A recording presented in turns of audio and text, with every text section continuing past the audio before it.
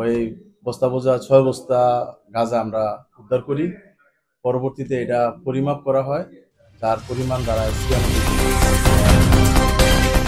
সময়ের জনপ্রিয় digital platform Bengal টিভিতে আপনাদের স্বাগত। গতকাল আমরা গোপন সূত্রে সংবাদ পাই যে অবৈধভাবে মাদক গাঁজা ঢাকার উদ্দেশ্যে রওনা করছে। তো সেই সংবাদের ভিত্তিতে আমরা আমাদের সাব ইন্সপেক্টর গাফফারের নেতৃত্বে সেই অভিযান পরিচালনা করা হয়। অভিযানে শিবপুর থানাধীন শিবপুর থানা সৃষ্টিগড় এলাকায় পৌঁছা মাত্র মাদক ব্যবসায়ীরা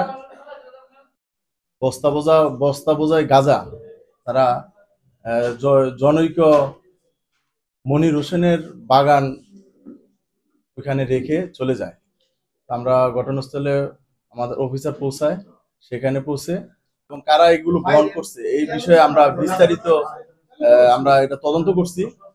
এটা খোঁজখবর নেওয়ার জন্য, এটা আমরা আইনের আওতায় নিয়ে আসার জন্য আমরা অনুসন্ধান করছি, তদন্ত করছি। বিস্তারিত পরে তথ্য পাওয়া গেলে তাদের গ্রেপ্তারপূর্বক আইনের আওতায় নিয়ে আসা হবে।